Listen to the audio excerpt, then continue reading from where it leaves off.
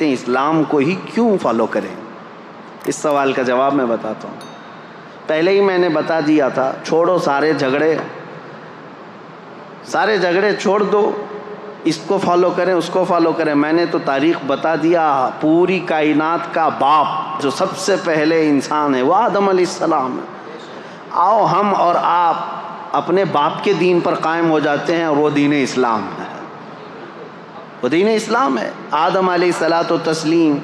لیکن ایک بات یاد رکھنا، آدم علیہ السلام کے لا، ان کی شریعت اب نہیں ہے، ان کا عقیدہ، ان کی بنیادیں، وہ دین موجود ہے. لیکن ساتھ میں آدم علیہ السلام کو اگر مانتے ہو، چلو آ کر کے اس پر یہ بھی ماننا ہوگا کہ سیدنا آدم علیہ الصلاۃ والتسلیم جنت سے دنیا میں بھیجے گئے تھے. 300 سال روتے رہے اللہ تبارک و تعالیٰ کی بارگاہ میں، اور پھر وہ ایک دن آیا جب اللہ نے ایک کلمہ ان کو القا فرمایا، اور پھر اس کلمے کے ذریعے سے آدم علیہ السلام کی توبہ قبول ہوئی. اور حدیثوں میں بعض تفاسیر میں یہ فرمایا گیا، آدم علیہ السلام نے اللہ کریم کی بارگاہ میں یہ پیش کیا تھا، عرض کیا تھا کہ اے مولا، جو تیرا سب سے حبیب نبی ہے محمد، اس کے واسطے وسیلے سے میری دعا قبول فرما. رب تعالیٰ نے آدم علیہ الصلاۃ والتسلیم کی دعا قبول فرمائی تھی. تو آج یہ بھی تسلیم کرو کہ آدم علیہ السلام کے اگر دین پر ہوں گے تو اس آدم علیہ السلام نے میرے نبی کے وسیلے سے اللہ کی بارگاہ میں دعا کی ہے، تو یقیناً وہ اکمل و اتم رسول ہیں جو اللہ کے محبوب ہیں، اور ان کا دین ہی سچا دین ہے. اب میں بتاتا ہوں دین اسلام کی ہی پیروی کیوں کرنی چاہیے. سوال یہ ہے، اب میں اسی بات پر اگر چل پڑوں تو پوری رات گزر جائے. وجہ یہ ہے، میرا دین جس بات کا اعلان کرتا ہے اس کو امپلیمنٹ کر کے بتاتا ہے. دین اسلام میں کسی شوشے میں کمی نہیں ہے. اگر کمپیئر کرنے کی بات کریں گے تو کچھ لوگوں کو برا لگے گا، لیکن آپ کا سوال ہے کہ دین اسلام کی ہی کیوں پیروی کریں، کیوں اسی کو فالو کریں، تو پھر مجھے بتانا پڑے گا. دین اسلام کو فالو کرنے کے لیے اس لیے کہ پورے حیات کا اگر نظام تمہیں چاہیے اپنے جینے کا تو صرف اسلام ہی دیتا ہے، صرف اسلام دیتا ہے. یہ میرا چیلنج ہے.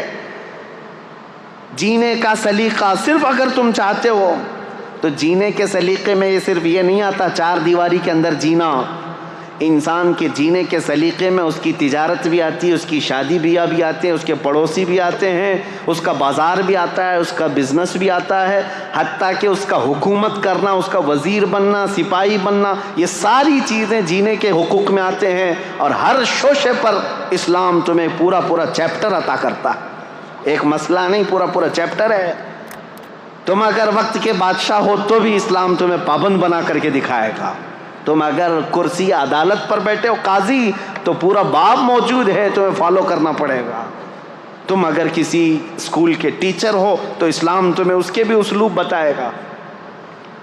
آج میرے عزیزو میں آپ کو بتاؤں، 1400 سال پہلے جب لا تھے ہی نہیں، بادشاہوں کے رول چلتے تھے، بادشاہوں کے قانون چلتے تھے. جو بادشاہ کے وہ رات میں خواب آ گیا وہ صبح قانون بن گیا. نہ پارلیمنٹ میں پاس کرانے کی ضرورت تھی، کچھ نہیں، بادشاہ کہہ دیا آج سے یہ قانون وہ قانون. اسلام نے سب سے پہلے یہ دنیا میں قوانین پیش کیے کہ نہیں، حکومت بھی چلے گی تو لا کے ذریعے سے چلے گی، اور اس لا کے اندر وقت کا خلیفہ بھی داخل ہوگا، وہ بھی شامل ہوگا، قانون اس کے اوپر بھی ہوں گے، کسی ایک کے اوپر نہیں ہے. کئی مرتبہ ایسا ہوا ہے میرے عزیزو، خلفائے راشدین سے افضل اس امت کے صحابہ میں سے لے کر آخری زمانے تک کوئی نہیں ہے. نبیوں کے بعد خلفائے راشدین سب سے افضل لوگ ہیں. لیکن کئی مرتبہ ایسا ہوا ہے کہ حضرت عمر فاروق رضی اللہ تعالیٰ، حضرت علی کرم اللہ وجہہ الکریم عدالت میں حاضر ہوئے قاضی کے سامنے، وہ خلیفہ ہوتے ہوئے بھی عدالت میں حاضر ہوئے ہیں. نہ قاضی نے ان کے خلیفہ ہونے کا وہ کیا کہ وقت کا خلیفہ آیا ہے، نائب رسول ہیں، صحابی رسول ہیں، ان کی فضیلتوں میں کیا کیا حدیثیں نہیں آئی ہیں. لیکن وقت کا قاضی عدالت کے منصب پر جب بیٹھا ہے تو وہ نظریں تک نہیں اٹھاتا کہ مسئلہ فیصلے کا ہے، عدالت کا ہے. عزیزان گرامی اوقات، اسلام کی یہ خوبیاں ہیں جس کی وجہ سے ہم کہتے ہیں فالو کرنے کے لائق صرف اسلام ہے. یہ دین مکمل ہے، انکمپلیٹ نہیں ہے، کمپلیٹ دین ہے۔ لاؤ تم زندگی کا جو بھی شعبہ، میں بتاتا ہوں اسلام کے ذریعے سے اس کے متعلق کیا حل ہے۔ کہیں دوسری جگہ ہم نے دیکھا ہے یا تو عورتوں کے حقوق نہیں ملتے ہیں، کہیں بچوں کے حقوق نہیں ملتے، کہیں شادی کے مسائل نہیں ملتے، کہیں تجارت کے مسائل نہیں ملتے، کہیں جرائم کے متعلق باتیں نہیں ملتی۔ آج میں آپ کو بتاؤں اسلام کی خوبیاں۔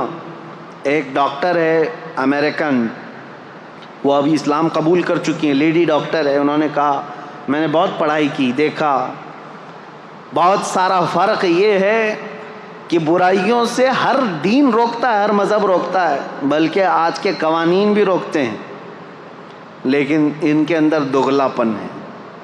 صاف صاف میں بتا رہا ہوں، شراب اچھی چیز نہیں ہے، سارے لوگ کہتے ہیں، صحیح بات ہے، سارے لوگ کہتے ہیں۔ قانون کئی کنٹریز میں ہے، شراب پی کر کے کچھ بھی کرے گا تو ظاہر سی بات ہے اس پر پکڑ بھی ہوتی ہے۔ جگہ جگہ روڈ پر ہم دیکھتے ہیں ڈونٹ ڈرنک اینڈ ڈرائیو، شراب پی کر کے گاڑی مت چلاؤ۔ کیوں میاں کیا ہوتا ہے؟ شراب پی کر، ارے یہ پولیس والے تو گھس گھس کر کے منہ سونکھتے رہتے ہیں کہ شراب پیا ہے کہ نہیں ہے، رات کو ان کی ڈیوٹی رہتی ہے شراب پیا ہے کہ نہیں، ہر ایک کا منہ چیک کرتے رہے۔ کیوں؟ قانون کے خلاف ہے، اور گاڑی اگر چلا رہا ہے شراب پی کر کے ٹھوکے گا، کسی کو مارے گا، خود بھی مرے گا، دوسرے کی بھی جان کو خطرے میں ڈالے گا۔ یہی مسائل ہے نا۔ ہم سوال یہ کرتے ہیں جب یہ اتنی خطرناک چیز ہے کہ کبھی بھی ایکسیڈنٹ کرتا ہے آدمی، کبھی بھی ایکسیڈنٹ کرتا ہے، کسی کو مار سکتا ہے، بلکہ پی کر کے جائے اور سیف ڈرائیونگ کر کے بھی جائے تو جا کے گھر میں بیوی کو تو مارتا ہی ہے، گھر میں پتہ نہیں کیا کیا کرتا ہے۔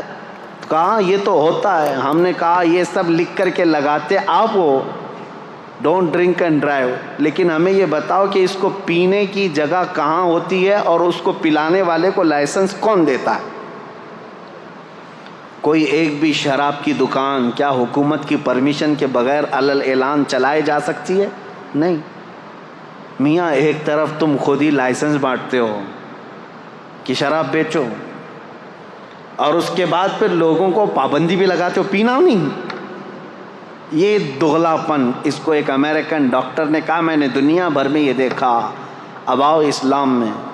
میرے آقا صلی اللہ تعالیٰ علیہ وسلم نے جب شراب کی حرمت کا حکم فرمایا کہ شراب حرام ہو گئی تو ایک قبیلہ حضور کے پاس آیا تھا، انہوں نے پوچھا اے اللہ کے نبی صلی اللہ علیہ وسلم آپ ہمیں کن کن چیزوں سے روکتے ہیں؟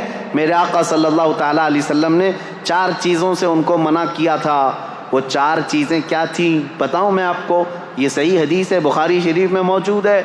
نبی کریم صلی اللہ تعالیٰ علیہ وسلم نے فرمایا جو 4 آلے ہوتے تھے شراب پینے کے، کوئی ایک کدو کو کاٹ کر کے بیچ میں سے اس کا پورا ایک مٹکا بنا دیتے تھے، اور ایک لکڑی کا گلاس ہوا کرتا تھا، یا پھر ایک پرانے زمانے میں کسی پھل کا ایک برتن بنایا جاتا تھا، اس میں شراب ڈال کر کے لوگ پیتے تھے تو نشہ زیادہ آتا تھا، اور عربوں کے یہاں 50 سال پرانی شراب پی جاتی تھی۔